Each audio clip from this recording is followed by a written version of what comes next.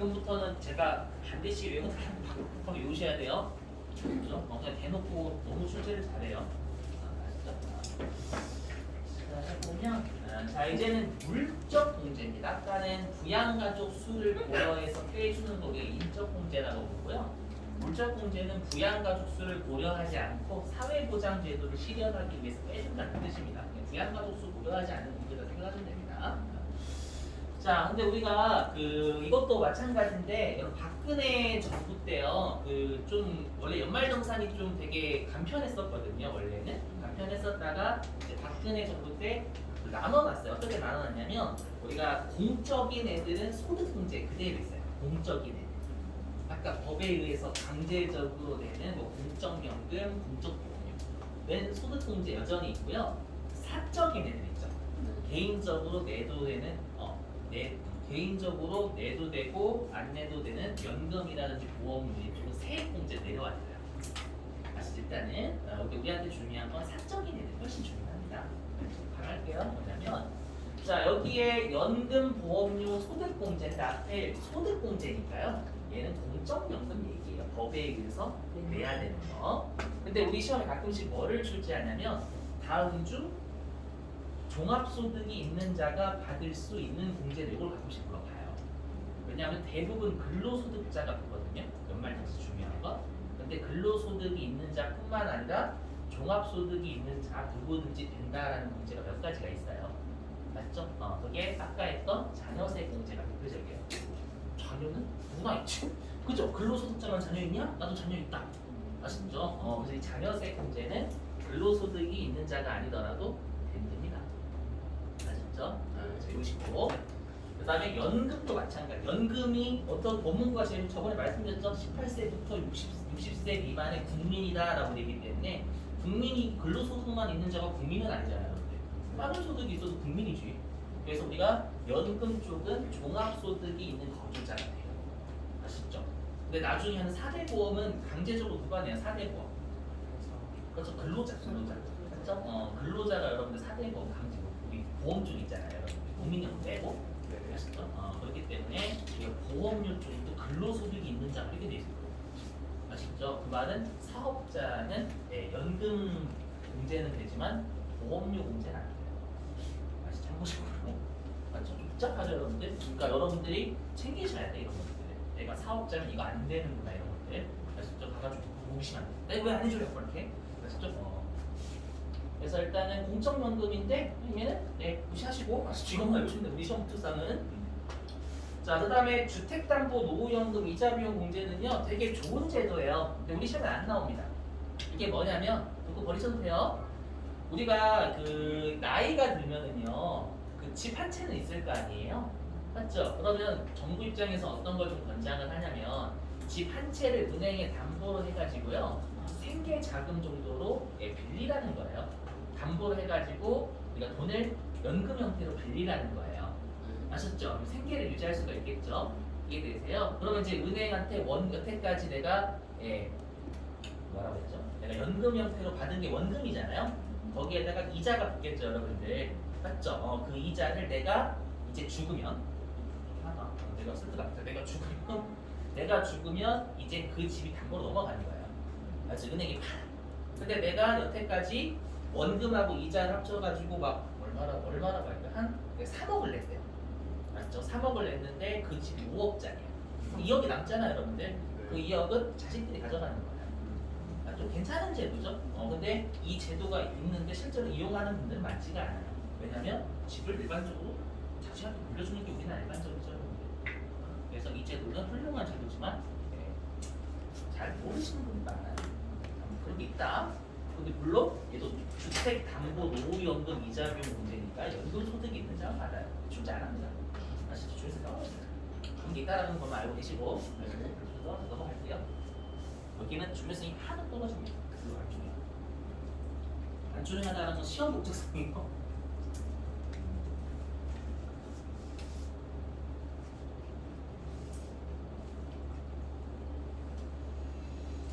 자, 그 다음에 두 번째도 별로 중요하진 않아요. 뭐냐면 여기 특별소득공제인데 얘는 좀 암기해 주셔야 돼요. 우리가 특별 들어가는 애들은 누구만 되냐면 근로자만 됩니다. 근로자만.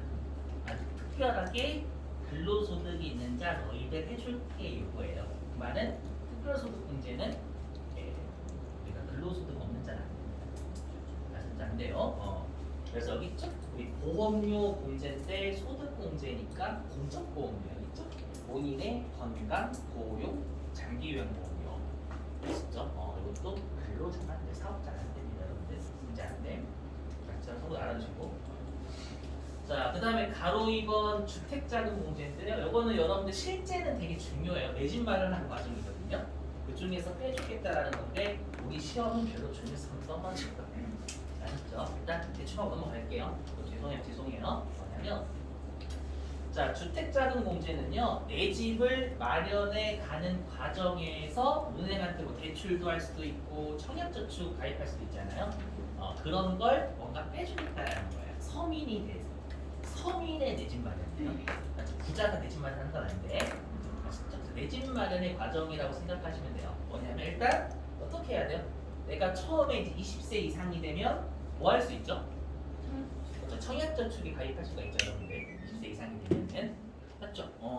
그럼 우리가 청약저축에 가입을 해서 당첨이 안 됐어. 안 되더라도 이자가 좀 센 걸로 알고 있어요. 일반 정기예금보다는 이자가 예전에는 4.6%였는데 지금 모르겠다. 지금 아마 3% 좀 떨어졌을 것 같은지 안 떨어졌어요? 그건 안 된다. 아 그건 그대로예요? 더 낮다 이자가. 그 청약저축 이자 은행에서 주는 거 말하는 거 아니에요? 우리가 받는 거. 예. 그만큼 안 돼요. 2점 몇이에요? 떨어져. 이렇게 떨어졌어. 아니다. 와씨 2019년도가 18년도에 4.6%였는데 너무 크다. 경도 안 돼.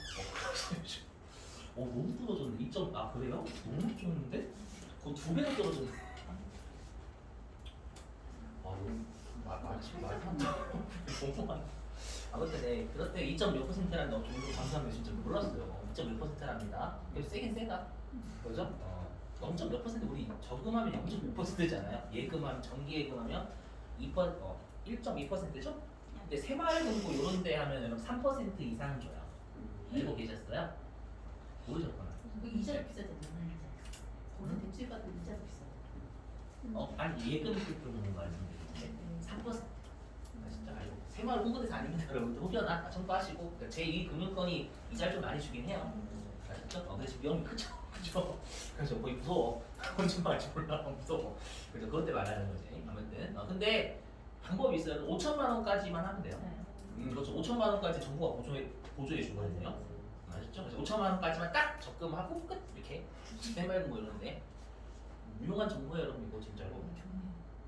3.2% 거의 그 정도 알고 있어요. 이자 정기예금 이자가 세죠. 5천만 원까지 예금하세요. 아시죠? 그거 새마을금고 안 하더라도 정부가 보조해 줍니다. 근데 새마을업선 뭐 수협 같은 데 없잖아요. 그래도 그래 수협은 모르겠네 저도.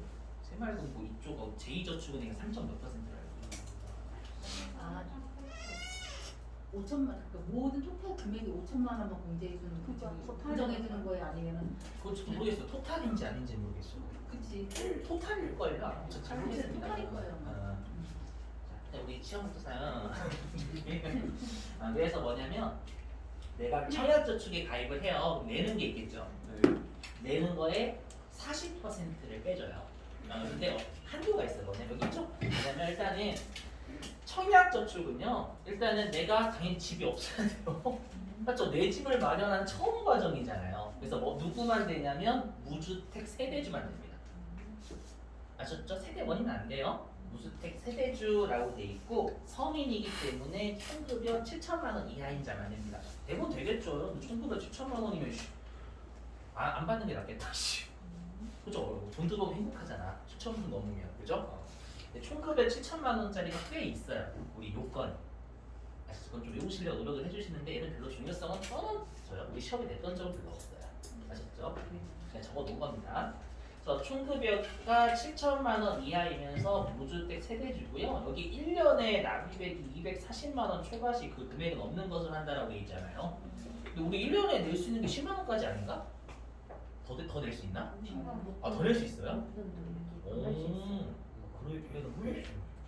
더 내면 혜택이 있나? 그런 거 없겠죠? 더 내면 혜택이 있나? 뭐 1순위에 많이 당첨이 되나요? 더 내면? 지역별로 아, 그게 지역? 한도가 있어요. 아 진짜 지역별로 있어요? 몰랐어요. 10만 원까지인 줄 알았어요. 평수에 따라서 틀려지던데. 아 평소에 따라 틀려져요? 평수하고 지역하고 10만 원까지는 내고 더 내야 되겠네. 맞아요. 당첨돼야지 무조건 거기는 그죠? 당첨돼야지 인생 역전인데 맞죠? 자 그래서 일단은 그렇구나 좀 감사합니다. 그래가지고 1년에 240만 원을 초과하면 240만 원까지만 되는 거예요. 그러니까 많아봤자 240만 원에 40%까지 96만 원까지만 소득공제가 된다라고 생각하시면 돼요. 그러니까 나를 딱 계산하시면 12개월이면 20만 원 초과해서 20만 원씩 넘으면 되겠죠? 최대 20만 원씩 하면 240만 원이 12개월이면 그죠? 알고 계시 좋죠 여러분들 공제 받을 때 근로자만 돼요. 얘가 사업자는 안 돼. 아시죠? 오해하지 마시고. 자, 그 다음에 동그라미 2번은 뭐냐면 내가 이제 만약에 청약저축에 당첨이 안 된 거예요. 안 되더라도 원금 자꾸 그간에 이자가 쌓일 거 아니에요 여러분들. 맞죠? 그럼 이제 어떻게 해야 되냐면 내가 월세를 살던지 아니면 전세를 살던지 해야 되겠죠? 그죠? 그래서 원래는 여기가 전세하고 월세가 같이 있었었어요. 그랬다가 또 박근혜 정부 때 월세를 근혜 누나 위험하면 안 돼요. 혹시라도 여러분들 지금 이거 사실의 팩트? 저 좌파 아니면 아까 그 김정일로 넣었다고 좌파라고 생각하시면 안 돼요? 왜 재밌으라고 한 건데 여러분들 재미없었으면 바꿀게 그거. 그래서 뭐냐면 월세가요 세액공제로 갔어요 애가. 그러니까 지금 우리가 소득공제잖아요. 그러니까 우리가 청약저축, 월세, 전세, 월세하고 전세가 같이 원래 소득공제 있었었어요. 여기 주택자금공제 있었다가 세액공제로 위치가 바뀌었어요. 바뀌었어도 태생은 주택자금공제였었던 거죠, 애가. 그래서 거기 똑같이 근로소득자만 월세 세액공제. 일단은 아셨죠? 근로소득자만 저못 받아요. 짜증나게 월세 안 돼. 아무튼 그렇다. 그래서 여기는 전세입니다. 왜냐하면 주택 임차 차입금이니까 주택을 임차하기 위해서 돈 빌린 거잖아요. 임차는 전세는 월세잖아요. 맞죠? 여긴 전세예요. 아셨죠? 그래서 주택 임차 차입금 그리고 원리금, 원금하고 이자 다 됩니다. 원래 이자만 내는 게 정상이잖아요. 맞죠? 여러분들 왜냐면 원금은 내가 냈던 걸 돌려받는 거니까. 맞죠? 얘는 뭐 공제해줄 사항은 엄밀히 아니지. 맞죠? 근데 둘 다 됩니다. 신기하죠 좀? 그래서 원금, 이자 상환이 되는데 40%까지. 왜냐면 당연하죠. 원금까지 해주니까 너무 많이 못 해주겠다는 얘기예요. 이거 듣고 버리셔도 돼요. 청약저축하고 전세까지 합쳐서 한도는 300만 원까지밖에 안 돼요. 아셨죠? 초과하는 건 안 된다. 알고 계시고. 자, 그 다음에 내가 이제 전세가 계약이 끝났어요. 그럼 이제 어느 정도 억 단위로 쌓여야겠죠? 맞죠? 그리고 어떤 제도가 있냐면 내가 사고 싶은 집 있잖아요. 그리고 거기에 사람이 있으면 안 돼요. 내가 사고 싶은 집이 있다면 그 집을 은행에 담보로 해가지고 주택자금을 빌릴 수가 있어요. 그런 제도가 있습니다. 그 제도가 이거예요. 장기 주택 저당 차입이라고. 내가 사고 싶은 집. 아셨죠? 그 집을 담보로 해가지고 은행한테 돈 빌릴 수가 있어요. 아셨죠? 근데 여기서 장기는 뭐냐? 내가 장기적으로 거주한다는 뜻이 아닙니다. 뭐냐면 은행한테 돈 빌리를 장기적으로 빌리라는 거예요. 왜 장기적으로 빌려야 될까요? 금액이 커서. 그렇죠. 금액도 크고 안 갚을 확률이 있기 때문에요. 맞죠? 왜냐면 내가 이거 특히 이제 10년, 대부분 15년 이상이거든요. 은행 갚는 게 15년 이상. 이거 듣고 버리셔도 돼요. 근데 그러니까 15년 이상 빌리라는 거예요. 그래야지만 은행한테 꼬박꼬박 주지. 맞죠? 단기로 하게 되면 튈 확률이 높으니까 둘 다 쓰러지는 거죠, 여러분들. 맞죠? 그래서 이자 상환액은요, 이자니까 당연히 100%다 해줍니다. 근데 여기 한도가 뭐 300만 원부터 1,800만 원까지 다양하죠. 맞죠? 요거는 요건이 따로따로 있어요. 외우지 마세요, 여러분들. 시험에 안 나와. 다시 넘어갈게요. 뭐 고정금리 뭐 이렇게 빌 거, 15년 이상 빌리고 뭐 고정금리면 1,800만 원까지 해주고 그런 거 있어요. 넘어갈게요, 여러분. 시험에 잘 안 나오. 아시죠? 별로 중요성 떨어집니다, 여러분들. 시험에 주택가액 문제.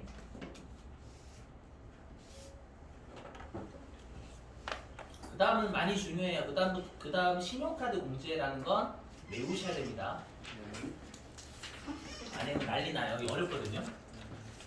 자, 해볼게. 신용카드 문제. 자, 우리 이미 부가가치세에서 배웠지만 신용카드 나오면 항상 세트로 나오는 게 현금영수증, 지불카드입니다. 맞죠? 자, 얘도 마찬가지인데 근로자밖에 안 돼요. 아셨죠? 지금 하는 거. 비용 그 말고 소득공제에서 종합소득금액에서 뺄 수 있는 소득공제입니다. 여러분들 지금 오해하지 마세요. 아셨죠?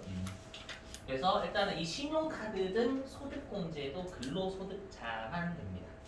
아셨죠? 자, 일단은 이거 취지는 뭐냐면은요. 취지가 뭐냐면 우리가 연말정산은요 뭐냐면 내가 지출한 걸 빼주겠다는, 내가 부양가족을 아까 했던, 물론 거기에서 부양가족은 대부분 소득금액을 만족을 해야 돼요. 아시죠? 아까 우리 그 기본공제세로 100만 원 이하 있잖아요. 맞죠? 내가 좀 소득금액이 낮은 부양가족을 위해서 내가 지출해야 빼주겠다라는 거예요. 그래서 원칙적으로는 내 부양가족이 지출한 건 내가 못 뺍니다. 당연하지. 내 어머니가 지출한 건 내가 어떻게 빼? 내가 지출한 게 아닌데.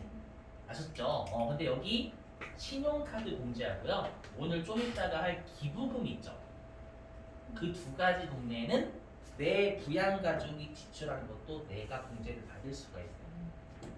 이렇게 생각하시면 어떻게 생각하시면 되냐면 소득 금액이 낮은 어머니가 카드를 긁으신 거예요. 소득 금액이 낮은. 그러니까 아예 우리 어머니가 아예 그냥 놀아. 우리 어머니가 노는데 백화점에서 내 카드 긁고 백화점에서 카드 긁으신 거예요. 어머니께서. 그럼 세무서 입장에서 어떻게 말하고냐면 어떻게 소득이 낮은 어머니, 소득이 없는 어머니가 카드를 긁겠어. 아들 카드로 긁었겠지 해서 본인이 말했어요. 이해되시겠어요? 근데 어머니가 연봉이 100억이에요. 카드를 긁었어. 그러면 어머니 카드 긁었겠지 그때는. 맞죠? 그래서 여기 신용카드 공제는요 여기 있죠. 어딨냐? 거주자 본인 이외 부양가족이 긁은 것도 내가 받을 수 있어요. 아셨죠? 근데 물론 여기에서 소득금액을 따져요. 그 소득금이 아까 했던 기본공제상 100만 원 이하 그 있잖아요. 그거고 나이는 안 따집니다. 왜냐하면 신용카드는 오히려 20세부터 60세 이 사이가 더 많이 사용을 해요. 그냥 다이 나이 요건 안 따지겠죠, 여러분들. 아셨죠? 외우셔야 돼. 맞죠? 그래서 일단은 해보면 근데 형제자매는 안 됩니다. 그죠? 이거는 취지가 없어요. 그냥 너무 많이 해준다는 근로소득자가 우리나라 너무 많잖아요. 근데 형제자매까지 해주면 너무 많이 공제해줘 버리니까 형제자매는 안 돼. 신용카드 사용 안 돼요. 아셨죠? 형제자매가 신용카드 사용은 내가 못 봤습니다. 아셨죠? 자, 그러면 이제 여기 신용카드 사용 금액에서 제외된다라고 돼 있잖아요, 제목이. 그러면 동그랑 2번에 있는 애들은 공제 대상이 된다라는 거예요, 되지 않는다라는 거예요? 되지 않는다라는 게 신용카드 사용 금액에서 제외라는 거, 신용카드 문제 안 해주겠다는 겁니다. 아셨죠? 그럼 여러분 그냥 외우시는 게 아니에요. 그냥 머리 터져요. 어떻게 이 신용카드 문제가 뭐냐면 내가 유흥업소에서 카드를 긁었어요. 공제 될까요, 안 될까요? 신용카드 돼요. 그렇죠. 이제 여기서부터 난리 나는 거예요. 뭐냐면 신용카드 공제 취지는 뭐냐면 네가 카드를 긁어서 국가가 모르는 소득을 드러내준 거예요. 신용카드로 내가 긁은 거예요. 신용카드로 긁었더니 이제 국가가 모르는 소득이 수면 위로 드러난 거예요. 수면에 드러나는 탈세를 막았죠, 내가 카드를 긁음으로써. 그럼 정부는 어떻게 해요? 그 유흥업소한테 세금을 때릴 수가 있잖아요. 이해되셨어요? 그래서 이 신용카드 공제 취지는 아름다운 지출이 절대 아닙니다. 그래서 어려워요. 아름다운 지출이 아니라 국가가 모르는 소득을 드러내서 네가 탈세를 방지하는데 이바지했으니까 공제해 준 거야.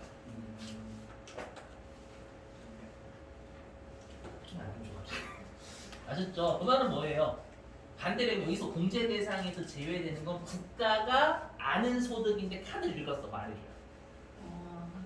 왜냐면 카드를 긁어서 국가가 모르는 소득을 드러내줘야 돼요. 국가가 아는 소득을 카드로 긁었어. 그럼 국가 이러는 거예요. 나 아는데? 아시죠? 공제 안 돼.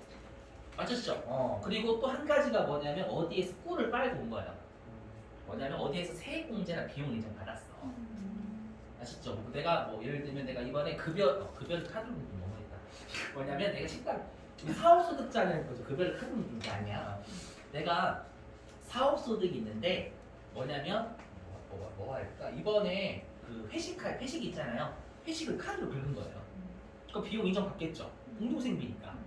맞죠? 그럼 비용으로 인정받았다는 꼴 빨았어요, 못 빨았어요? 죄송해요, 좀 그렇긴 한데 꼴 빨았죠. 그럼 신용카드 공제 해주면 이중공제잖아요. 근데 그건 안 된다라는 거예요. 아셨죠? 무슨 말인지? 그래서 해보면 저기 있죠, 여기 국가 등이 이미 파악을 하고 있거나 아니면 어디에서 각종 혜택을 받았다는, 꿀 받았다는, 혜택 받았다는 얘기입니다. 혜택을 받았다면 신용카드 공제는 안 되는 거예요. 절대 아름다운 지출이 아닙니다. 이거 조심하셔야 돼.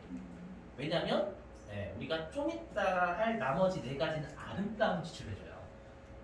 그러니까 신용카드랑 섞이면 머리가 난리 나요, 진짜. 아셨죠? 신용카드 공제는 별도로 떼어서 읽으셔야 돼요. 아셨죠? 국가가 모르는 것만 드러내주면 이상한 지출도 공제해줍니다, 여러분들. 맞죠? 성형외과에서 긁으면 병원에 탈세 드러냈잖아요. 그것도 해줘요. 절대 아름다운 지출이 아님.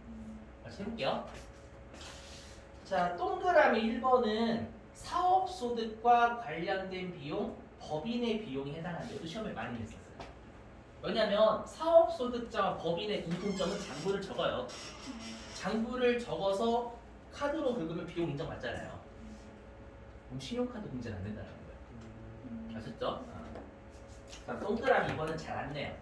어디에서 각종 세액 공제를 받았어요. 아셨죠? 그럼 신용카드 공제는 안 된다는 것을 혜택 받았죠, 안 돼. 이렇게. 아셨죠? 자, 그 다음에 동그라미 3번부터 동그라미 6번까지는 국가가 이미 파악할 수 있는 소득들이에요. 아셨죠? 해보면. 자, 동그라미 3번의 보험료. 보험회사에 여러분들 보험료 내시는 거. 그럼 반대로 얘기하면 보험회사는 보험? 그걸 받는 거죠, 여러분들이. 소득이잖아. 맞죠? 그 다음에 리스료, 금융 관련 수수료 이렇게 돼 있죠. 그걸 여러분들이 카드로 긁으시면 우리가 금융회사의 소득은 국가가 파악을 할 수가 있어요. 보고를 해줘야 되거든요, 국가. 금융회사, 보험회사나 은행 같은 데 있잖아요. 사실 그런 데는 다 국가한테 얼마 내고 이런 것들 다 알려줘야 돼요. 아셨죠? 그럼 국가가 이미 파악을 할 수 있다라는 거예요. 굳이 카드를 우리가 긁지 않아도. 무슨 말인지 이해되시겠어요? 그리고 그다음에 동그라미 3번 공교육비도 마찬가지예요. 국가가 운영하는 거잖아요, 여러분들. 맞죠? 국가가 운영하는 건데 우리가 등록금을 카드로 긁었대. 안 돼요. 국가가 운영하는 거예요. 아셨죠? 근데 어린이집하고 유치원 왜 안 될까요? 국가가 운영하는 거 아닐 수도 있는데 사립이 더 많은데. 아동수당. 아동수당? 물론 맞는 말이 지원금. 나라에서 지원금 나오잖아, 어린이집하고 유치원이요. 맞죠? 지원금을 받으려면 어떻게 해야 되죠? 유치원하고 어린이집은요? 신고를 저 신고, 학생 수라든지 신고해줘야 돼요. 그러니까 국가가 파악할 수 있는 거예요. 그래서 어린이집하고 유치원도 안 됩니다. 아셨죠? 절대 아름다운 지출이 아니야, 여러분들. 그럼 여기 공교육비 여기 주석 1번 있죠? 뭐냐면 학원 수강료. 특히 이게 옛날에 잔재가 남아있어가지고 요즘은 안 그런데 요즘은 카드 발급도 잘 안 해요, 실제로. 제가 카드 발급 거부한 데를 많이 본 적이 없어요, 실제로. 좀 약간 영세한 식당도 카드로 하면은 좀 인상이 찌푸려지긴 하지만 별로 잘 받으세요. 옛날에 잔재가 남아있는 거예요. 뭐냐면 옛날에는 특히 병원하고 학원이 좀 탈세가 심했어요. 이거 할 때 항상 괴리감을 느끼는 게 우리는 지금 학원 강사잖아. 학원에서 탈세가 심했다라고 하면 좀 이상하잖아요. 우리 학원은 탈세 안 해요. 아셨죠? 옛날 동네 학원들. 맞죠? 동네 학원에서 현금을 제가 많이 요구를 한 거예요. 병원에서. 아셨죠? 그러다 보니까 우리가 학원이나 의료기관에서 신용카드를 긁으면 그 탈세를 하는 학원이나 의료기관에서의 지출을 소득을 드러내주는 거예요.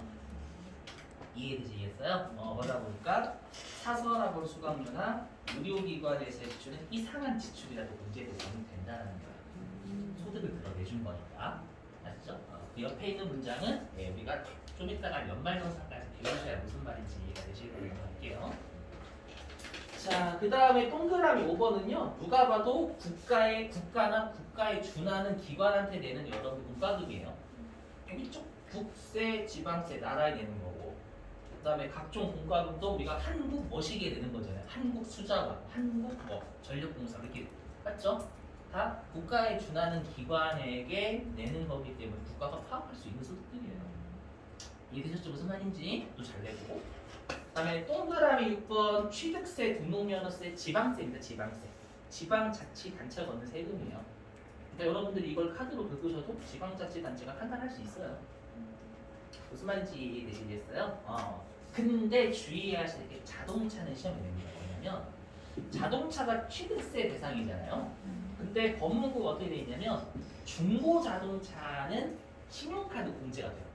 중고 자동차 살 때는 단 외우셔야 돼요. 왜 외우셔야 되냐면 다 안 해주고요.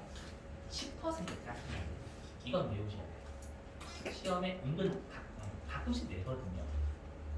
그래서 중고 자동차는 구입하는 금액의 10%까지는 신용카드 공제가 됩니다. 왜 되냐면 중고 자동차를 파시는 분들이 현금 결제를 그렇게 많이 요구한다는 거예요. 아셨죠? 그래서 탈세를 잡아내야 돼.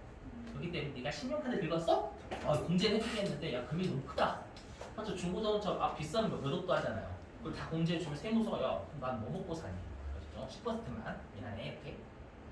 그래서 장기 금액 제한 없어요? 응? 금액 제한 없어요? 금액 제한 없어요. 금액 제한 없어요. 10%까지. 자, 그 다음에 동그라미 7번은요. 외국에서 신용카드 사용하면 좀 외국인의 탈세를 들어낸 거잖아요, 여러분들. 맞죠? 근데 외국인은 어디서 세금 내요? 신의 나라에서 쓰는 거지. 맞죠? 그러니까 외국인의 탈세를 들어내면 잘한 거긴 한데 얘 지네 나라에서 세금 내잖아. 안 돼. 이렇게 되는 거예요. 아셨죠? 자, 넘어갈게요. 신용카드 문제는 여러분들 취지를 반드시 알고 계셔야 돼요. 취지를.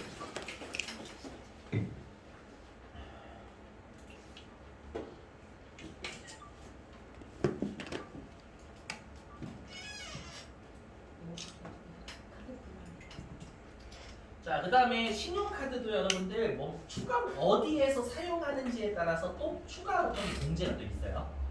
지금부터 그걸 할 거예요. 반드시 우선순위를 외워주셔야 돼요. 뭐냐면 띄울게요. 자, 뭐냐면 신용카드, 현금영수증, 그 다음에 우리 그 직불카드. 근데 또 들어온 게 제로페이도 들어왔어요. 여기는 제로페이가 뭔지 몰라요. 서울에서 뭐 하고 있다는데 제로페이? 잘 몰라요. 여러분 그냥 모시고. 그래서 뭐냐면은요, 우리가 어디에서 신용카드나 현금영수증을 사용했으면 추가 한도를 더 주고 공제를 셉니다. 아셨죠? 물론 다 100만 원까지만 한도입니다. 추가 한도. 자, 해보면은요, 일단은 전통시장에서 사용하는 게 1순위입니다. 그래서 만약에 시험에 이렇게 나왔어요. 뭐냐면 내가 신용카드를 긁었는데 다 전통시장에서 사용했다 라고 하면 전통시장 입력을 하셔야 됩니다. 왜냐하면 중복이 안 돼요. 중복이 안 돼서 중복 시에는 선순위가 우선이 됩니다. 얘 때문에 아셨죠? 예를 들면 시험에 내가 신용카드로 500만 원을 결제했는데 전통시장에서 사용한 게 100만 원이다 라고 하면 전통시장에 100, 일반 신용카드 3 이렇게 입력하시면 되겠죠? 무슨 말인지 이해되셨어요? 근데 문제는 다 전통시장에서 사용한 전통시장에 다 넣으셔야 되는 거예요. 거긴 안 돼요. 무슨 말인지 이해되시겠어요? 자, 그 다음에 대중교통에서 사용하면 얘도 40% 했죠, 이거. 뭐 신용카드 대중교통에서 후불제로 되는 거 알고 계시죠, 여러분들? 그 얘기하는 거고. 그 다음에 3순위는 누가 봐도 문화생활 하라는 거예요. 쉽죠? 도서신문 공연 박물 비서 여러분 잘 안 하시는 거 같아요. 그죠? 우리 저도 안 하고 요거 하라는 거. 이거 해주면 요거 하면 30% 해주고 100만 원 추가 한도 줄게. 그다음에 4순위가 뭐냐면 직불카드 이런 것들은 30%죠. 근데 보시면 왜 얘는 공제율이 신용카드는 낮을까요? 신용카드는 과소비 때문에 그래요. 한도까지는 무제한이지 한도까지 무제한. 근데 4순위에 있는 애들은 들어가 있는 금액까지만 쓸 수 있기 때문에 한도가 30%가 돼요. 그리고 여러분들이 미리 말씀드리는데 이거 내가 월 총 연봉이 있잖아요. 연봉의 25% 이상 안 쓰면 공제 못 받습니다. 실제로 이거 왠지 공제될 것 같잖아요. 여러분들 신용카드 좀만 사용해도 안 돼요. 실제로 여기는 없는데 혹시라도 총급의 25%를 넘게 사용해 문제가 됩니다. 원래 신용카드 열심히 긁으세요. 사실 좀 문제 받고 싶으시면 아셨죠? 물론 추가 한도는 받고요. 그러니까 이 추가 한도 말고 아시죠? 공제 받을 수 있는 건 여러분들 총금의 25% 이상 사용하시면 공제 받아요. 아셨죠? 자 넘어가도 돼요.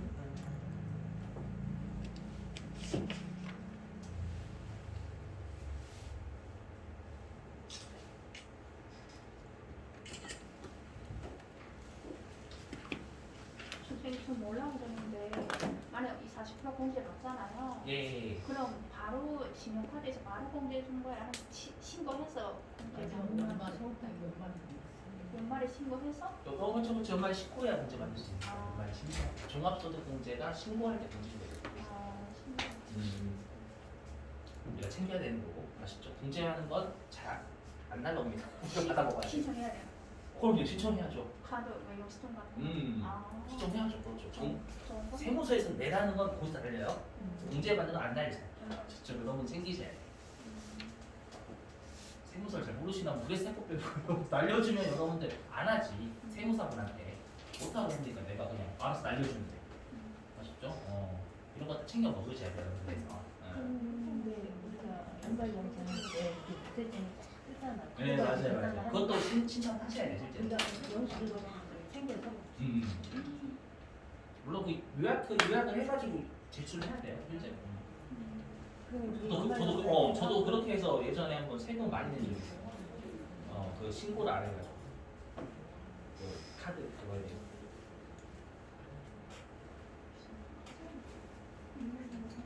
자, 그다음에 보시면 이제 세액공제예요. 보시면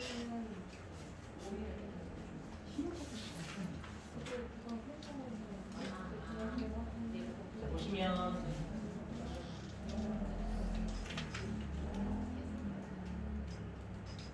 자 여기 연금계좌 세액공제라는 거 할게요. 자 지금은 여러분 세액공제니까 여기에서 연금은 사적연금이 사적연금 맞죠?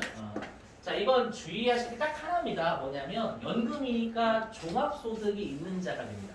일단은 그리고 아까도 말씀드렸지만 연금 저축이나 퇴직연금계좌 둘 중에 하나 입력하셔야 돼요 여러분들이. 중요한 건 본인 명의만 된다는 게 핵심이에요. 우리가 시험에 딱 두 가지를 내거든요. 본인에 대해서 공제 대상이 된 데는 두 가지가 있어요. 우리 시험에 나오는 게. 일단 첫 번째가 사적연금은 본인 명의로 해야지만 공제 대상이 돼요. 왜냐면 배우자 명의로 하면 안 됩니다. 여러분. 아셨죠? 배우자 명의로 하면 안 돼. 이렇게 생각하시면 돼요. 우리가 연금을 노후생활 보장 때문에 하는 거잖아요. 그래서 내가 배우자를 너무 사랑한 나머지 배우자 명의로 연금을 냈어요. 근데 이혼당한 거예요. 그러지 말라는 거예요. 재미없어요? 아셨죠? 네 노후, 네 앞가림이나 잘해. 그렇게 생각하시면 돼요. 아셨죠? 그것만 시험에 내고 누가 봐도 드립스라 보지 마요 제발. 보지 마. 보지 말고. 알았죠? 자 넘어갈게요. 네. 얘보다 더 중요한 건 계속 이제 다음 페이지부터예요.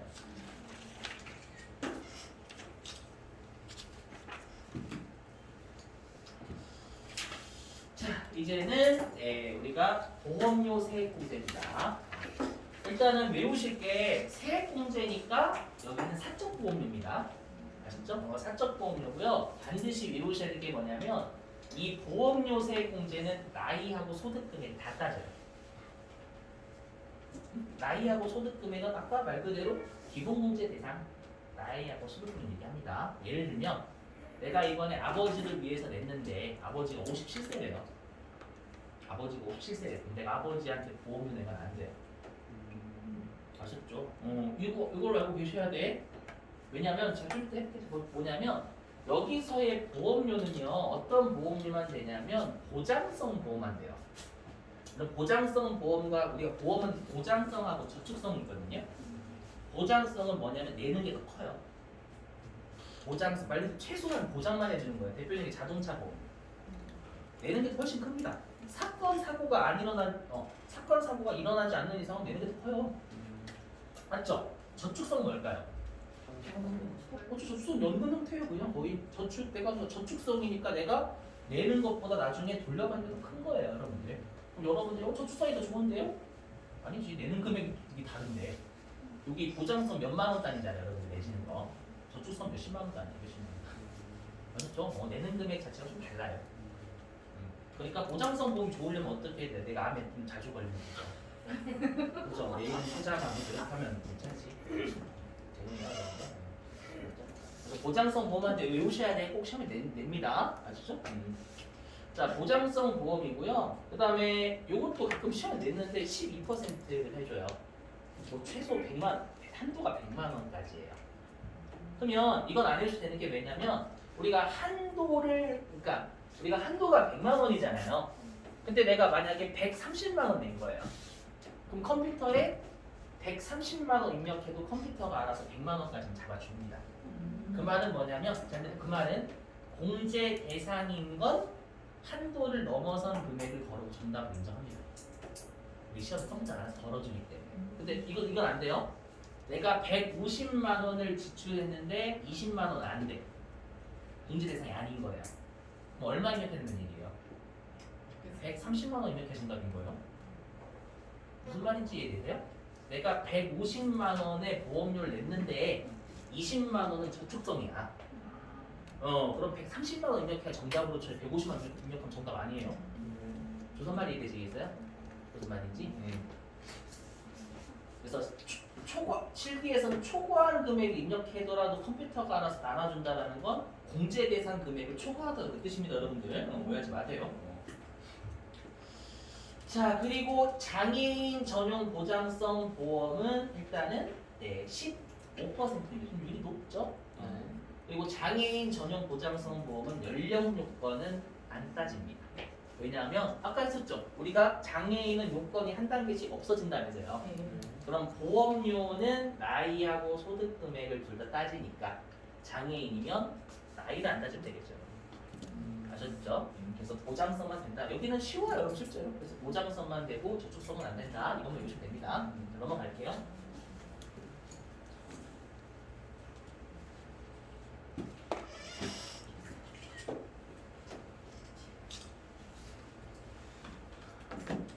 자, 그다음 이제 의료비. 자, 의료비는 둘 다 안 따져요. 여기 보시죠. 그래서 외우셔야 돼요. 아셨죠? 자, 여러분 왜냐면 아까 제가 이걸 왜 외우라고 강조를 드리냐면 여러분들이 연말정산에 사는 실수가 있어요. 어떤 실수가 있냐면 무조건 공제 대상부터 판단을 먼저 하세요. 그러니까 이렇게 나오는 거예요. 시험이 어떻게 되냐면 우리 부모님이 소득 금액이 100만 원 넘어요.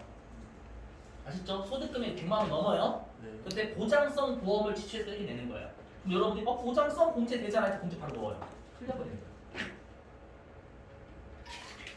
무슨 말인지 이해되세요? 그러니까 가장 먼저 하셔야 될 게 나이하고 소득 금액을 만족하는지가 1순위예요. 거기서부터 탈락이면 공제 대상이 안 돼요. 그러니까 요건이 두 가지 모두 만족이에요. 나이, 소득 금액 요건 쪽을 만족하고 공제 대상까지 만족해야 공제가 되는 거예요. 제가 방금 뭐라고 했어요? 내가 소득 금액이 100만 원이 넘으신 아버지한테 아버지의 보험료를 보장성 보험을 내면 소득 금액에서 이미 탈락됐잖아요. 그러면 보장성 보험 만족하도 공제가 안 된다니까요. 요걸 여러분들이 많이 실수해가지고 이걸 안 봐. 절대. 정말 많이 실수해요. 요거 안 보고 보장성 되잖아. 공제. 낚이는 거예요. 이거 조심하셔야 돼 항상. 강조. 진짜 많이 낚여요. 자, 근데 의료비는 일단 되겠죠, 여러분들. 의료비는 연령하고 소득 금액을 다 안 따지니까 공제 대상 요건만 판단하시면 됩니다. 보면 우리가 의료비는요 입력하는 난이 좀 쪼개져 있어요. 어떤 얘기냐면 일단은 첫 번째가 난임 시술. 난임이라 해가지고 제가 임신 안 해도 잘 모르겠는데 재미없죠? 뭐냐면 그 인공수정 난임이니까 애를 못 낳는 거예요. 그럼 제가 알기로는 그 기계 기계의 도움을 받아가 애를 낳을 수 있는 게 있대요. 잘 몰라요, 저도 여러분 그렇게 들었을 거예요. 아시죠? 그래서 인공수정 그렇게 그게 좀 비싸대요, 여러분. 많이 비싸대. 아무튼 그게 난임 시술이고 왜냐하면 난임 시술이면 20%까지 해줘요. 그리고 출산율이 저하가 돼가지고. 그다음에 동그라미 2번은요 누가 봐도 의료비가 좀 많이 드는 사람이에요. 여기 쪽 본인은 뭐 그냥 나니까 해주는 거고 65세 이상인 자. 그다음에 장애인, 중증 질환자, 결핵, 희귀성 딱 봐도 의료비가 상당하게 지출되는 분들이죠. 맞죠? 그러면 이분들의 의료비도 전액되거든요. 아셨죠? 근데 동그라미 3번은 뭐냐면 난임 시술비도 아니고 그렇다고 본인 의료비도 아닌 나머지는 일반 의료비로 가요. 근데 이 일반 의료비 같은 경우에는요 한도가 700만 원까지예요. 700만 원이고 총 급여액의 3% 이상을 지출해야 문제가 됩니다. 응? 되셔요? 이거 안 해주셔도 돼. 아시죠? 시험에 말 문제로 낸 적이 있어서. 아시죠? 그리고 여기 있죠. 동그라미 3번 의료비가 마이너스래요. 그 말은 뭐냐면 내가 총 급여액의 3% 미달하게 지출한 거예요. 동그라미 일반 의료비에 대해서 총 급여액의 3% 2만 원 지출해버린 거예요. 그럼 여기가 음수가 되는 거잖아요. 음수가. 이해되세요? 요게 음수면 1번하고 2번 의료비에서 까버려요. 뭐 예를 들면 중요성 떨어져 여러분들. 뭔 말이냐면 난임은 별로 없을 거니까 내가 본인 등 의료비를 200만 원 지출한 거예요. 아셨죠? 200만 원 지출했는데 내가 3번 의료비는 얼마 지출해? 빵원. 나만을 위한 의료비를 지출한 거예요. 근데 내가 총급여가 얼마냐면 5천만 원이라고 가정해 볼게요. 5천만 원에 3%면 여러분들 150만 원이잖아요. 네. 맞죠? 그럼 내가 빵원에 5천만 원 곱하기 3%면 얘가 마이너스 150이니까 마이너스 150이 걸려버려요. 이해되세요? 그러면 여기에서 150 까버리는 거예요. 그래서 50만 원만 공제 대상이 돼요. 무슨 말인지 이해되세요? 그래서 일반 의료비가 음수면 2번하고 1번 의료비에서 까버리는 거예요. 좀 야박하죠? 법무부가 이렇게 돼 있어요.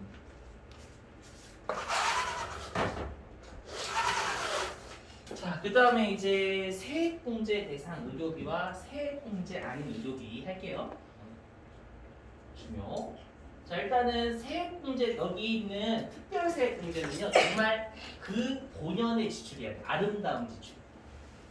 아시죠? 그 말은 뭐냐면 세액공제 대상 의료비는 의료 본연의 목적이야. 세액공제가 안 되는 의료비는 우리가 의료 본연의 목적이 아니라 뭔가 이용이나 건강 위한 거예요. 그건 안 됩니다. 해볼게요. 그러니까 세액공제 대상 제외부터 하면 미용 성형 안 돼요. 맞죠? 못생긴 건 질병 아니다라고 썼잖아요. 그때. 맞죠? 그럼 여러분 신용카드 공제 돼야 안 돼요? 미용 성형 돼요. 그렇죠. 이제 헷갈려 이제. 그렇죠. 병원에서 긁었기 때문에 탈세를 낸 거예요. 그래서 이렇게 낚인다니까 여러분들. 신용카드 가장 난이도가 센 게 신용카드 같이 없는 거예요. 머릿속에 난리가 나 불이 나요. 불. 그러니까 신용카드는 별도로 탈세를 드러내기만 하면 될 생각하셔야 되고 진짜로 머릿속에 요동이 친다니까요 여러분들. 안 그럴 것 같죠? 자, 그 다음에 동그라미 2번 건강 증진을 위한 것다. 보약이 대표적인 보약. 보약은 날짜리 없어요 여러분들. 치료를 위해서 먹을 수 안 돼. 보약은 날짜. 우리 시험에서 그렇게 보약은 날짜가 없어. 시험도 그렇고 실제도 그렇고. 보약은 안 돼요. 한약은 돼요. 아무나 하면 그걸 구분을 어떻게 또 몰라요. 법문 그렇게 돼 있어. 어떻게 제출해야 되겠죠 여러분들. 아니 속여가지고. 그거 잘 몰라요? 자신감 있게 얘기하죠. 자, 그 다음에 동그라미 3번 외국 의료기관에서 지출하는 거 안 돼요. 왜일까요? 일단 외국 수입. 뭐냐면 정확한 의미는요. 원정 출산 때문에. 원정 출산 뭔지 아시죠 여러분들? 네. 외국 가서 애기 낳는 거 있잖아요. 그것 때문에 안 되고 그냥 어떻게 외우시면 되냐면 우리나라 의료기술 좋잖아요. 의료기술 좋잖아요 우리나라. 그래서 외국 가서 성형하면 내 얼굴 망한다. 우리나라에서 해 이렇게 외우시면 돼요. 외국 가서 성형하면 망하니까 이렇게 어떻게 해서 외워가요? 아셨죠? 그 다음에 이것도 좀 이걸 시험에 냈었어. 그래서 최근에 추가한 거 이거 한 번 냈었어요. 뭐냐면 그 여러분들 내가 이제 입원을 하잖아요. 입원을 하면 보험회사에서 입원료의 일정 퍼센트 지불을 해준대요. 맞죠? 그게 실손의료보험이에요. 그럼 중요한 게 뭐냐면 실손의료보험은 보험료 세액공제인데요. 그냥 보험회사에 낸 건 맞아요. 근데 중요한 게 뭐냐면 의료비에서는 안 되지. 왜냐면 의료비에서 내가 지출한 게 입원비로 지출한 게 있지만 거기에서 보험회사로부터 보전은 받으니까 뺀 나머지만 공제 대상이 되는 거예요. 이걸 시험에 냈었어요. 그러니까 예를 들게요. 내가 만약에 실손 의료 보험금을 90만 원 낸 거예요. 그럼 보험료 공제는 90만 원 다 돼요. 낸 거니까 보험회사에. 근데 내가 이번에 입원하면서 얼마를 입원비로 지출했냐면 200만 원 지출한 거예요. 그럼 200만 원이 공제 대상이 아니라 90만 원 보전받으면 110만 원 매매까지 해야 된다는 얘기예요. 성공가 이해되시겠어요? 정확히 판단하셔야 돼. 이걸 냈어. 아셨죠? 그래서 이렇게 생각하시면 돼요. 보험회사에 낸 거고 보험금을 내가 지원받는 게 아니잖아요. 그러니까 보험료 세액 공제는 다 되지만 실손 의료보험금 보험회사에서 의료비로 지원해 주는 거니까 그럼 내가 실제로 낸 게 지원받았으니까 내가 순수하게 낸 의료비만 공제 대상이야. 이게 한국말 이해되시겠어요? 자, 그 다음에 세액 공제 대상 의료비는 뭐 외우실 게 별로 없어요. 여기 질병 치료 목적. 근데 한약은 조심하셔야 돼요. 한약은 시험에 건강 증진인지 의료 목적인지 줍니다.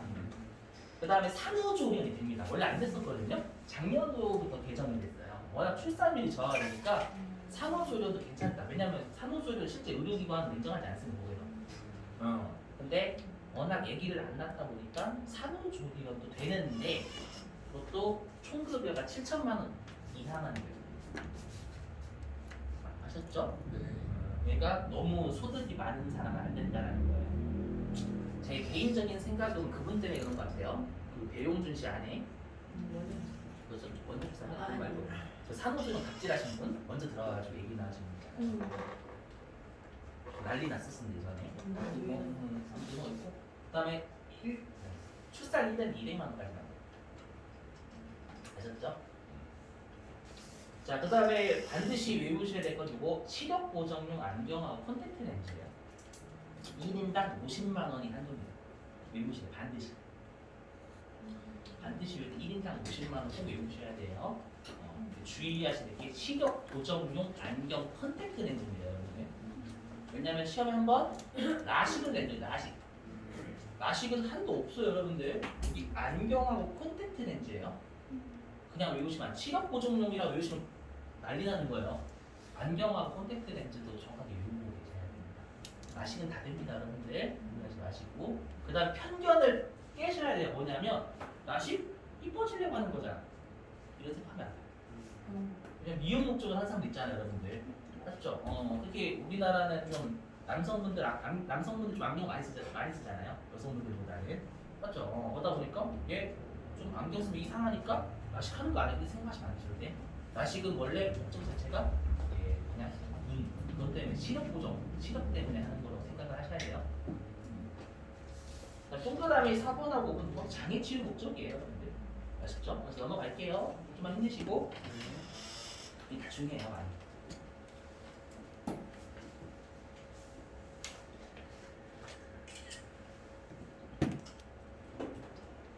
그 라식하면 저 공제 대상이 된다는 거예요? 된다는 거예요.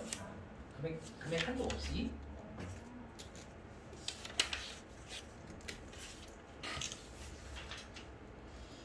자, 그 다음에 몇 퍼센트 뭐 이런 거 없어요. 몇 퍼센트는 없어요. 몇 퍼센트 다 15%래, 15%. 전체 합쳐서. 그 다음에 교육비. 교육비가 좀 외운 게 많아요. 자, 교육비 세액 공제는요, 연령은 안 따지는데 소득금이 따져요. 아셨죠? 교육비 세액 공제는. 자, 그 다음에 여기 보이시죠? 공제 대상 교육비가 당연히 공교육이어야 돼요. 여기는. 왜일까요? 여기는 특별한 거예요. 본연의 목적, 나라가 장려하는 거예요. 장려하는 공교육을 장려해야죠. 아시죠? 그렇기 때문에 공교육비만 원칙이요. 학원 안 됩니다, 여기는. 그래서 이제 신용카드에서 좀 헷갈려요. 신용카드. 아셨죠? 자, 그러면 우리가 공제 대상 교육비는 일단은 어린이집부터 대학교는 다 돼요. 아시죠? 나뿐만 아니라 부양가족도 어린이집부터 대학교는 됩니다. 그 문제는 대학원은 본인만 돼요. 맞죠? 부양가족을 위해서 지출하면 안 됩니다. 대학원은요. 아시죠? 그래서 본인만 되는 게 대학원 시간제 과정. 제가 알기로는 그 뭐냐 경영학 석사 이런 거 있잖아요, 여러분들. 그거 얘기하는 거예요. 본인만 돼요. 그리고 직업능력 개발 훈련 시설도 학원이지만 예외적으로 됩니다. 물론 지원금은 차감해야죠. 내가 낸 것만 의미하는 거니까. 그 다음에 학자금 대출 불러주시면 돼요. 안 나와요. 패스. 자, 그 다음에 주의하실 건 뭐냐면 직계 존속이 안 됩니다. 되게 중요해요. 머릿속이 난리 나죠, 여러분 그냥. 일단 교육비는 직계 존속을 위한 지출은 안 돼요. 왜일까요? 일단 정확한 사례 들고, 그러니까 정확하게 말씀드리고 외우실 만한 사례 들어서 말씀드릴게요. 일단은 우리나라는 동양이에요, 서양이에요? 동양이죠. 동양적 사고로는 자식이 부모를 가르치는 건 썩을 놈인 거예요. 그래서 안 돼요. 그게 제대로 된 거예요. 부모가 자식을 가르치는 건 되지만 자식이 부모를 가르치면 안 된다 이런 입장이에요. 아셨죠? 근데 이렇게 하면 헷갈리잖아요. 그래서 하나 말씀드릴게요. 뭐냐면 자, 저희 어머니께서 갑자기 전화 오신 거예요. 이거 여기서부터는 거짓말이에요, 여러분들. 어머니께서 전화 오셨어. 아들, 엄마가 대학교를 다니고 싶다 했더니 내가 늦게 어머니께서 대학교를 못 나오셨거든요. 그래서 엄마가 꼭 대학교를 다니고 싶다. 아들 등록금 좀 대주지 않을래? 그래서 제가 엄마 그러면 제가 대학교 등록금을 대드릴 테니까요. 꼭 열심히 공부에 상점 좋게 맞으셔야 돼요. 뭔가 느낌이 오죠? 여러분. 학점 좋게 맞으셔야 돼요. 핵심이에요. 그래서 제 엄마가 알았어. 걱정하지 마. 엄마는 대학도 못 가는 게 한이어가지고 공부 열심히 해서 학점 좋은 거 좋게 맞을게. 걱정하지 마. 아들 엄마 알고 있지? 이렇게. 그래서 엄마 믿었어. 아시죠? 그리고 제가 이제 추석 때 이제 집에 내려간 거예요. 그래서 우체통 열어봤어. 우체통에 성적표가 있는 거예요. 어머니 성적표입니다. 봤어. 봤더니 F 4개, D, D, C 막 이렇게 A가 하나도 없어. 그래서 엄마 저 왔어요. 하니까 엄마가 아들 왔어 막 이렇게. 근데 엄마가 성적표 왔는데 어머니께서 갑자기 나가시는 거야. 그래서 저를 반갑게 맞아주시고 여기서 거짓말. 반갑게 맞아주셨어. 근데 이제 엄마 성적표 왔는데 라고 했더니 어머니께서 조용히 잘 뜨시는 거예요. 그래서 엄마 어디 가서 성적표 나왔다니까? 내가 봤거든요. 엄마 죄송한데 성적이 왜 이래 등록금 대드렸는데 엄마 일단 종아리 좀 걷어볼래요? 쓰레기죠. 그래서 직계 존속이 안 돼요. 완벽하죠? 여러분들 배우시면 돼. 오케이? 그래서 직계 존속 안 된다. 부모님을 때리는 미친놈은 아니다. 쓰레기다 쓰레기. 그래서 안 돼요. 자, 그 다음에 이제 배우자 및 부양가족인데요. 일단은 대학생은 1인당 900만 원 한도입니다. 누가 등록금세 대부분? 그죠? 그 다음에 취약전 아동, 초중고는 1인당 300만 원까지.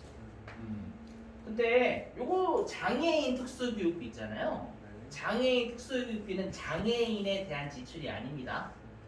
장애 재활 치료 목적의 학교를 가야 돼요. 아셨죠? 그리고 직계 존속이 돼요. 여기까지는 장난치진 않을 거예요. 아셨죠? 왜 될까요? 여기서 직계 존속이? 생각을 해보세요. 만약에 여기 제 어머니 희생시키면 안 되니까 뭐냐면 어떤 사람의 부모님께서 교통사고가 나셨어. 그래서 교통사고가 나서 한쪽 눈을 잃으시고 실명하신 거야. 그래서 어머니께서 아들 나 이번에 점자교육밖에 특수학교 좀 보내줘 라고 했더니 자식이 세공을 잘못 배웠어. 엄마 내 교육비 세공제를 배웠거든요 이번에. 근데 직계 존속이 안 된대요 엄마. 미안한데 그냥 그대로 살아요. 개쓰레기잖아요. 우리 직계 존속이 돼요.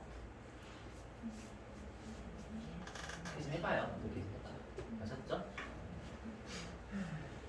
시험을 잘 내지는 않아요. 장애인 특수교육비 같은 경우에. 그러면 장애인 특수교육비는 소득금이 안 따집니다. 왜냐하면 교육비 세액공제 자체가 연령은 안 따지고 소득금액을 따지잖아요. 그럼 장애인이면 요건이 한 단계가 다시 없어져야죠. 그래서 이제 소득금액을 안 따집니다. 아셨죠?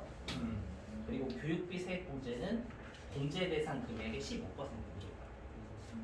되셨죠? 그러면 여러분들이 어떻게 외우시면 되냐면 가장 시급한 지출이 둘 다 안 따져야 되겠죠, 여러분들.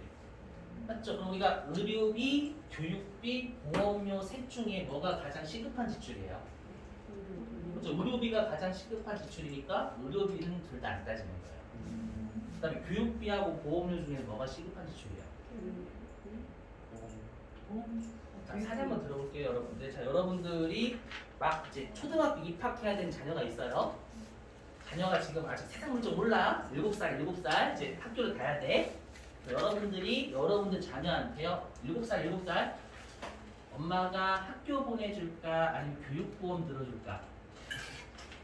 그랬더니 우리 자식이요. 엄마 나 학교는 됐고요. 교육보험 하나만 들어줄까요? 무섭죠? 여러분들 자녀가 더 생각을 해봐요. 7살짜리가 벌써부터 교육보험 들어달라. 학교 가기 싫대. 무섭잖아. 되게 무섭죠. 벌써부터 내가 어디서부터 교육보험 되는 거야. 그러니까 보험료가 가장 안 중요해요. 가입 안 해도 돼. 그래서 둘 다 따지는 거. 아셨죠? 다 됐어요. 여러분들 10분 시험? 10분 시험? 하나? 좀 죄송한 티만 더 할게요. 왜 더 해야 되냐면 연말정산 실기를 끝내야 돼. 오늘 실기를 끝낼 수 있을 것 같거든요. 한번 참아봐요. 저 넘어갈게요. 힘내시고.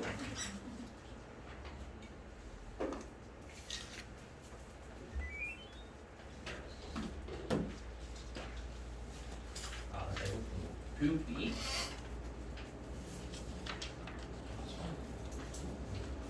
교육비 세액문제. 자, 교육비 세액문제는 좀 외우셔야 돼요. 일단은 우리가 세액공제가 안 되는 교육비가요. 여기 있죠. 대학원비는 본인 빼고는 안 되니까. 그 다음에 여기 직계존속의 교육비는 장애인 특수교육 빼고는 안 돼요. 그 다음에 요게 심해요. 우리가 뭐냐면 취약전 여기 어디 있냐? 여기 취약전 아동은 학원비가 됩니다. 왜일까요? 취약전 아동 다닐 때가 학교가 없어요. 그랬어요. 왜냐면 공교육 장려가 목적이지만 취약전 아동은 다닐 곳이 학교가 없잖아요. 그래서 취약전 아동만 돼요. 나머지는 안 돼요. 금액이 없어요. 없어요. 아셨죠? 그래서 취약전 아동 아닌 나머지 학원이나 체육시설 안 됩니다. 아셨죠? 그 다음에 기숙사비 안 된대요. 그냥 집에 있으래요. 그렇죠? 그 다음에 통학버스 안 된대. 걸어 다니래요. 짜증나죠? 그 다음에 학생회비 안 돼요. 정치 은상회비 안 돼요. 정치를 여기서 배웠죠, 여러분들? 학생회 분들이 제가 본 학생회는 여기서 많이 배웠어.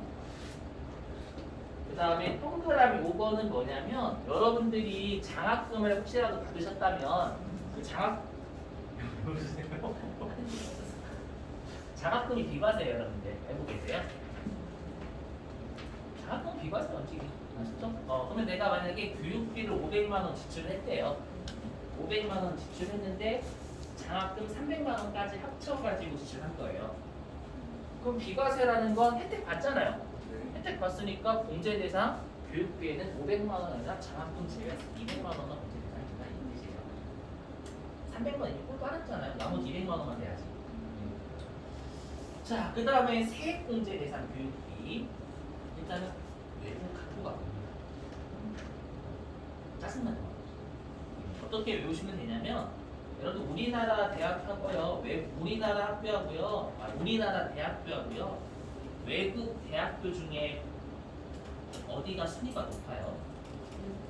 우리나라 대학이 빼기잖아요. 슬프지만 그래서 외국 학교에 다니면 너는 우수한 인재니까 공제해줄게 이렇게 생각해주세요. 어떻게 외워야 되니까 아시죠? 외국 학교 되고 아까 의료비는 우리나라에서 수술해라. 한데 외국 가서 수술하면 또 안 가진다 생각하시고. 급식은 됩니다. 그죠? 배고픈 공부 안 돼. 급식이 되고 아셨죠? 그 다음에 방과 후 수업료 됩니다. 근데 여러분 조심하셔야 될 게 어린이집하고 유치원도 방과 후 수업료 돼요. 아셨죠? 법문구 이렇게 되어 있어요. 왜냐하면 시험에 유치원은 2번이나 출제를 했거든요. 그래서 여러분들이 당황하는 거예요. 유치원이 무슨 방과 후가 어딨어? 돼요? 법문구 있습니다. 그래서 그래서 방과 후 수업은 오고요. 대학교는 안 돼요. 대학교는 방과 후 수업이 없죠. 방과 후 술집이지, 그죠? 그래서 완벽하죠. 자, 그 다음에 여기 동그라미 4번하고 5번은 한도 주의 있으니까 외우셔야 돼요. 일단은 교복 및 비용. 교복은 1인당 50만 원 가입니다. 아셨죠? 그리고 당연히 중학교 고등학생은 됩니다. 당연하죠, 여러분들. 강제잖아요, 강제. 그죠? 초등학교는 선택이고 잘 사는 애들. 자, 그 다음에 현장 체험 학습비도 1인당 30만 원까지 됩니다. 아셨죠? 물론 초, 중, 1인당 30만 원. 나머지는 이미 했던 거 여기 근로소득이 과세된 자녀 학자금 혜택 못 본 거잖아요. 그렇죠? 그래서 근로소득이 과세가 되면 자녀 학자금은 교육비 세금 대상이 돼요. 뭐 고민에 따라 넘어갈게요.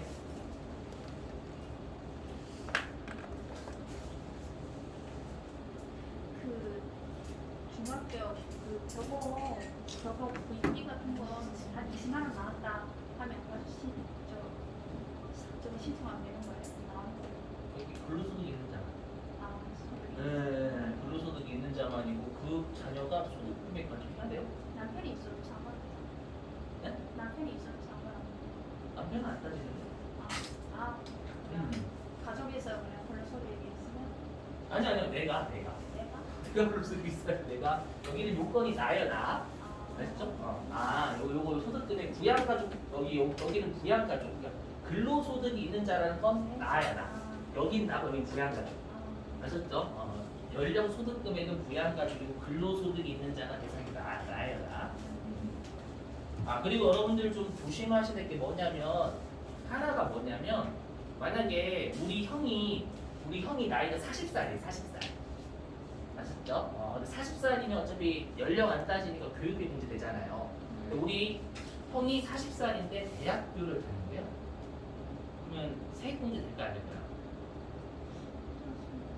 40살. 대학교 세액공제가 돼요. 왜냐면 여러분들이 이 생각을 많이 하시거든요. 40살에 대학교를 다니면 얼마나 푸른 거야? 이 생각을 먼저 하세요. 40살에 대학교를 다녀? 미쳤구만? 대학교 세액공제가 교육 세액공제가 안 되는 걸로 알고 계시더라고요. 아셨죠? 그런 거에 상관없이 나이를 안 따지잖아요. 나이를 안 따지니까 대학교 그 교육비 지출한 공제 대상에서 아셨죠? 절대 그 편견을 버리셔야 돼요. 여기는 진짜 편견을 버리셔야 돼요. 편견. 특히 여러분 임플란트 공제 될까 안 될까? 이거 약간 안 되는데. 돼요. 임플란트 미용이라고 생각하면 안 되잖아요. 편견. 그렇죠? 임플란트 언니 치료 목적으로 이런 줄 알았어요. 아시죠? 그것이 미용 목적으로 이렇게 안 된다라고 하시면 안 돼요. 네.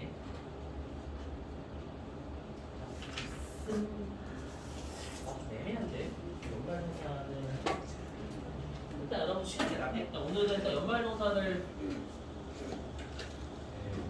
애매한데 일단은 10분 쉬었다가요. 지금 25분이죠. 5분이요? 27분? 20분? 그럼 5시 30분에요. 이어서 한번 해볼게요.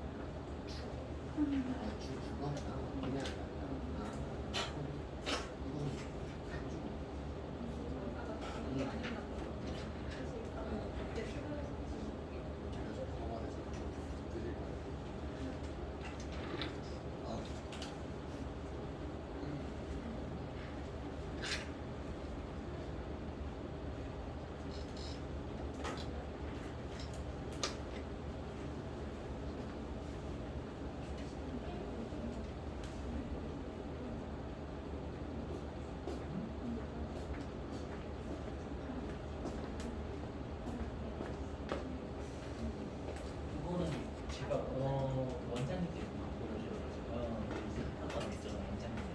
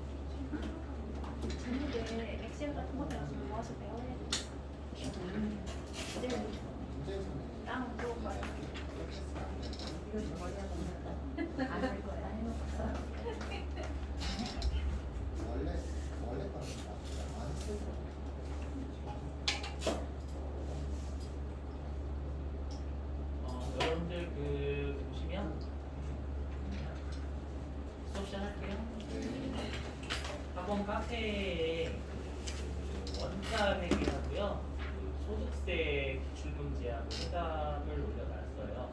물론 제가 교재로 숙제를 내겠지만 혹시나 기출문제 부분별로 여러분들 보시면 되거든요. 보셔가지고 기출문제 해보겠습니다.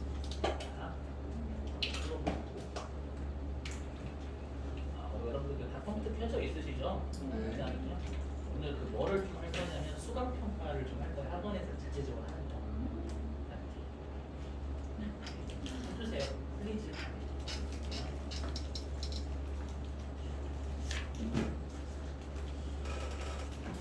일단은 이제 하나 한 3개 나왔어요. 기부금 쪽하고요. 기부금도 중요합니다. 우리 시험에서만. 뭐냐면요. 자, 기부금 세액공제도 마찬가지입니다. 기부금도 여러분들 똑같이 여기 있죠? 어디 있냐면 부양가족이 지출한 기부금이 있어요. 그리고 부양가족이 소득 금액을 만족하는 거예요. 즉, 내 배우자, 부모님이 돌아요. 오시는데 이번에 기부를 하신 거예요. 그럼 세법 입장에서는 어떻게 소득이 없으신 부모님이 기부를 하겠어? 본인 돈으로 준 걸로 해석을 해요. 그래서 본사에서 납니다. 내 돈으로 부모님이 기부한 것을 바라보는 거예요. 이해되셨죠? 그래서 우리가 신용카드랑 기부금은 나의 부양가족이 지출한 것도 내가 받을 수 있다는 거 암기하시고, 그 다음에 사업소득자는 기부금을 비용으로 인정받지만 그 기부금 세액공제를 인정받는 게 아니라 장부에서 비용을 차감해줘요. 그러니까 이 기부금 세액공제 근로소득이 있는 자는 되는 거예요. 아셨죠? 사업자는 장부에 기부금을 비용으로 인정받거든요. 기부금 세액공제까지 받으면 이중공제잖아요. 그럼 안 되겠죠, 여러분들. 자, 그 뜻이고, 그 다음에 한 번 시험에 냈던 좀 더러운데 뭐냐면 기부금 세액공제가요. 이게 시험에 물어봤었어요. 어떻게 물어봤었냐면 우리가 다음 중 공제율이 가장 큰 것은 있다고 물어봤어요. 좀 아까 했던 뭐 이런 거 있잖아요. 잔임 뭐 20%, 맞죠? 우리 일반 의료비 15%. 아까 했던 우리 보장성 보험 12% 이런 거, 이거를 뭐 물어봐. 딱 한 번. 십자수 이런 거 때문에. 그리고 교육비 15%. 그렇죠? 그 다음에 기부금도 15%인데 1,000만 원 넘어가는 30%까지 된대요.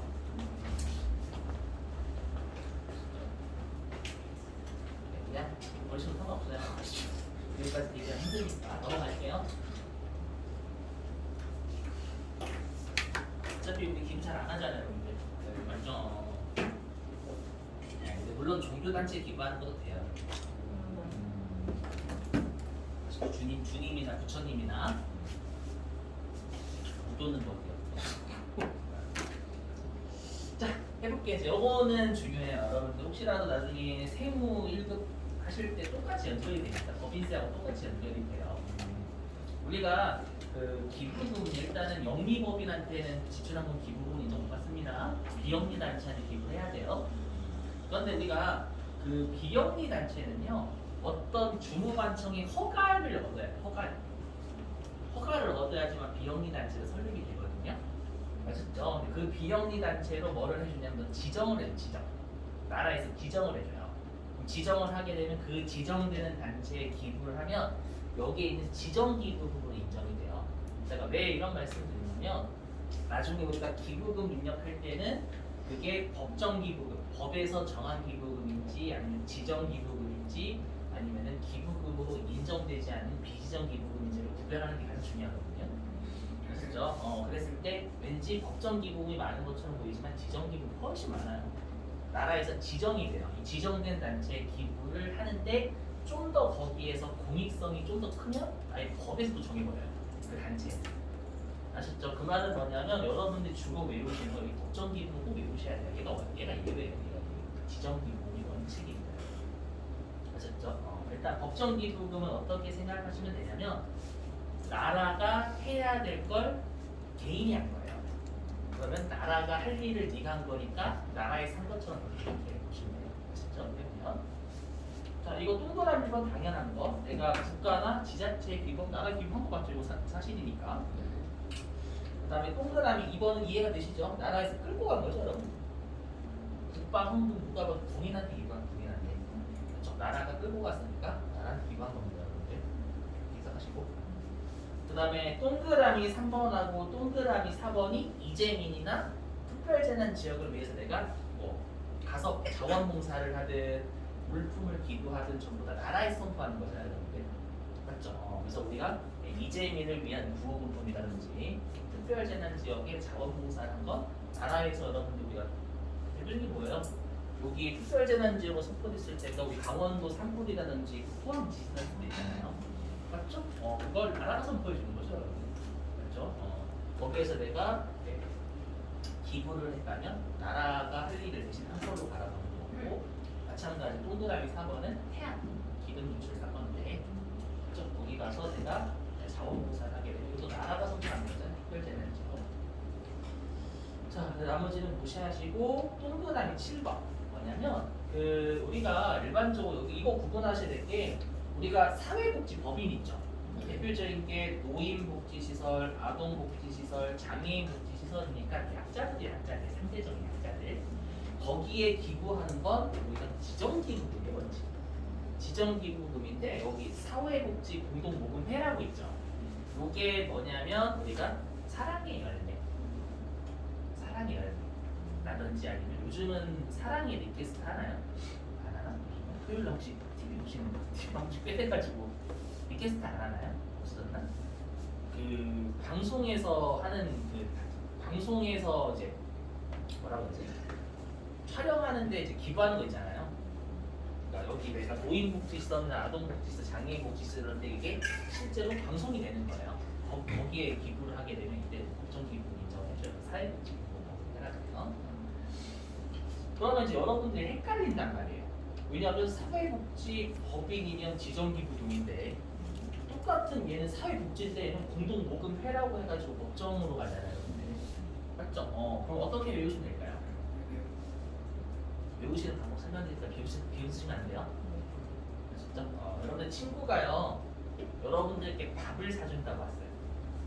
근데 친구가 선택하래요. 밥 먹을래, 회 먹을래? 네가 원하는 거 사줄게. 라고 뭐를 선택하실 거예요? 회죠, 왜요? 비싸서. 그래서 여기 회 보이죠? 회가 비싸니까 걱정비 보고 가요. 여러분들이 사회복지 법인으로 보시죠? 저는 밥인으로 밥인. 여기 법이냐 밥이냐 밥인. 재미없어요? 여기 사회복지 밥인이니까 밥은 싸다. 지정기 보나요? 좋다. 마시면 된다니까. 이제 장난치는 건 취소돼요. 이거 보시고. 자, 그 다음에 요거 좀 보시면 동그라미 8번. 정당에 기부하는 게 법정 기부금이에요. 좀 이해가 안 되죠? 왜 안 돼요? 우리가 기부금은 공익 목적이잖아요. 근데 정당에 기부하고 공해를 일으키는 단체에 기부하는 거잖아요. 그죠? 공해를 많이 일으켰는데 여기가 법정 기부금이에요. 좀 이해가 안 되죠? 왜냐면 개인이 너무 정당에 기부를 안 해요. 주로 주님 또는 부처님께 기부를 좀 많이 한다는 거예요. 그래서 좀 정당의 기부 좀 해줘라는 거예요. 근데 중요한 게 이거 시험에 냈었어요. 뭐냐면 본인의 정치자금 기부금만 인정해줘요. 본인이 기부해요. 배우자 명의로 낸다는 거 안 돼요. 아셨죠? 4명이 돼요. 4명이. 그 시험에 최근에 한 번 냈었어요. 딱 한 번. 아셨죠? 꼭 외우실 게 본인만 되는 게 아까 했던 사적령 시험에 몇 번 냈었고 정치자금 기부금이 두 가지 본인만 문제 대상이에요. 다른 사람 낸 거 안 돼요. 조심. 다른 사람 여기로 하는 거 안 돼요. 자, 그 다음에 지정기부금인데요. 나중에 우리 지정기부금 입력할 때 거기는 지정기부금이라고 안 돼 있어요. 뭐라고 돼 있냐면 종교단체 기부금, 종교단체 외 기부 이렇게 돼 있어요. 그 말이 뭐냐면 우리가 지정기부금이요. 종교단체에 기부하면 좀 비율이 낮아요. 너무 종교단체 기부를 많이 하니까 좀 많이 안 해줘요. 다른 기부금을. 그리고 동그라미 2번 노동조합에 기부하거나 근데 노동조합은 여러분들 엄밀히 얘기하면 좀 그들만을 위한 기부잖아요. 노동조합을 위한 기부인데 법정은 뭘까요? 지정으로 가고 아까 설명 안 드렸던 독립기념관하고 대안적 식자산은 좀 포괄적이죠. 포괄적이니까 법정 기부구나 이렇게 생각하시면 돼요. 자, 그 다음에 주의하셔야 될 게 불우이웃 돕기가 결정이 아니라 지정이에요. 아셨죠? 이거는 좀 조심하셔야 돼요. 이제 부유득기가 목적 같잖아요. 지정인가 지정인가 남기. 그 다음에 이제 비지정 비비금이라 해가지고요. 여기는 기부금으로 안 봐요. 그 말은 여기 입력하시면 안 돼요. 문제가 안 되거든요. 일단은 종친, 향후, 동창 안 됩니다. 왜 안 될까요? 공익이 아니라 얘는 뭐예요? 사익은 안 줘. 친목이라서 친목. 친목한 재지 공익은 안 줘요. 그래서 안 돼요. 아셨죠? 그래서 뭐 그다음에 새마을금고 신협이라고 하죠 우리가. 신협은 사익이 많지 않아요. 그래서 안 됩니다. 아셨죠? 됐어요. 넘어갈게. 하나하나 하나.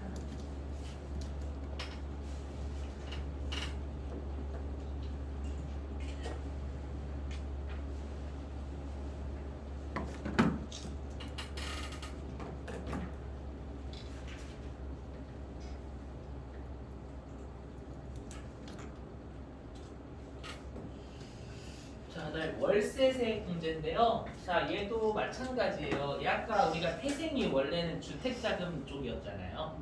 맞죠? 그래서 중요한 게 뭐냐면 핵심이 근로소득이 있는 사람이었어요. 아시죠? 월세세 문제는 사업소득 못 받습니다, 여러분들. 아시죠? 그리고 월세도 엄밀히는 본인명의 지출만 문제 대상이라 이렇게 돼 있어요. 아시죠? 근데 이거 가지고 장난치진 잘 않을 겁니다, 여러분들.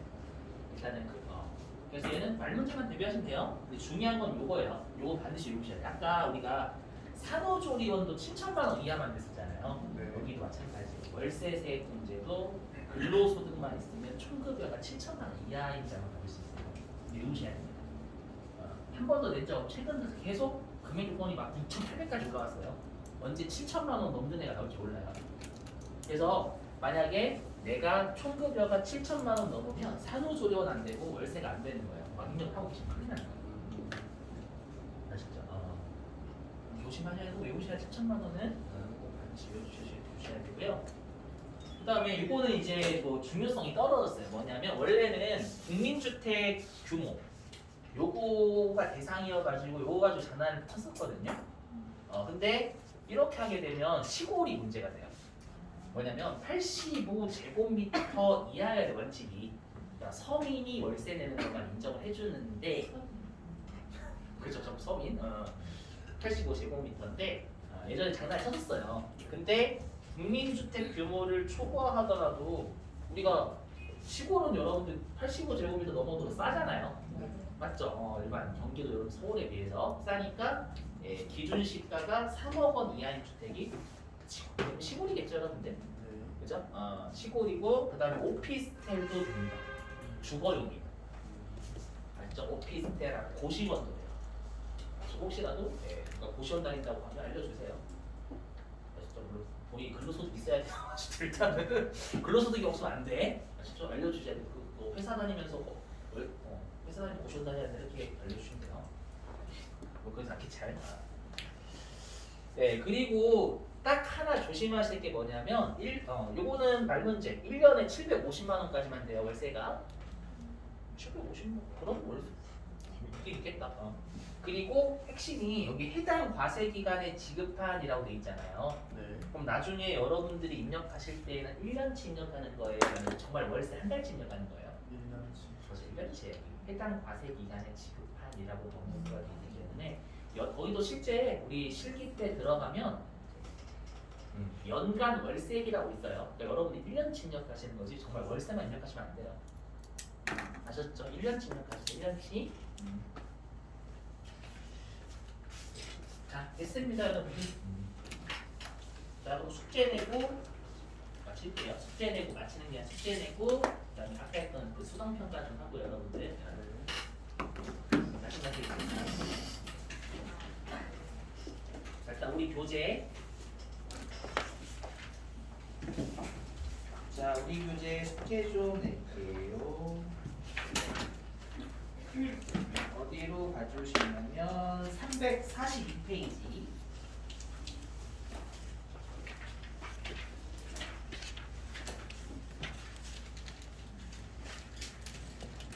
뭐 숙제 냈나요? 안 냈죠? 네. 이론 문제인데 자, 일단은 342페이지는요. 1번, 2번, 3번, 5번 해주시는 거예요. 1번, 2번, 3번, 5번 해주시고 그리고 몇 번 풀어보시고 아까 있던 우리 학원 카페 가셔가지고 소득세 기출문제 풀어보시고 그 다음에 343페이지 343페이지 여기는 6번 7번 여기는 6번 7번 8번 9번 10번 11번 6번 7번 8번 9번 10번 11번 11번은 좀 어렵고 그 다음에 344페이지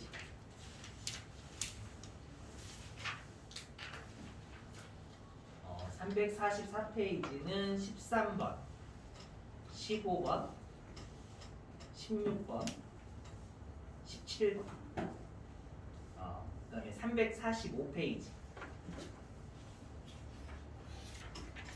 20번 21번 23번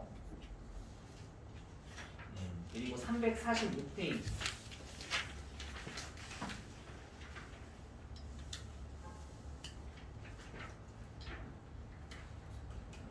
일단은 26, 27, 28, 29, 31 그리고 347페이지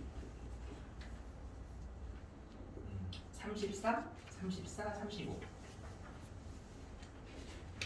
그 다음에 가장 중요한 게 이거죠. 뭐냐면 좀 해답이 같이 있어가지고 그런데 우리가 그 연말정산 때 공제 대상 여부 판단하는 게 중요하잖아요. 그래서 해답 가리시고 하셔야 돼요. 뭐냐면 358페이지 358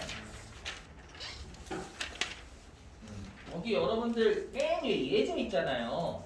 그 OX 문제인데 아래 해답이 있어요. 그 해답 꼭 가리고 해보세요, 여러분들.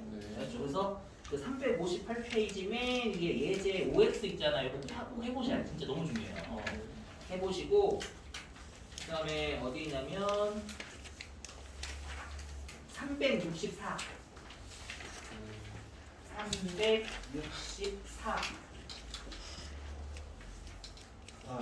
거기도 예제 그 다음에 365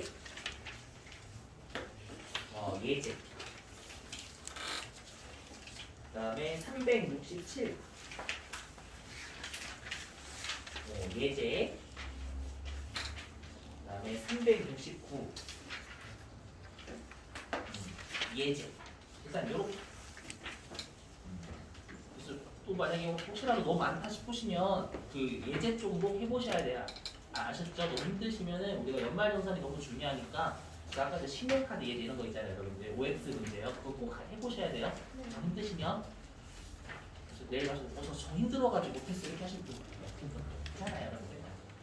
좀 부탁드리고 자, 그 다음에 집중한 말씀인데 일단 학원 카페에 좀 들어가 주세요, 여러분들. 좀 보실게요.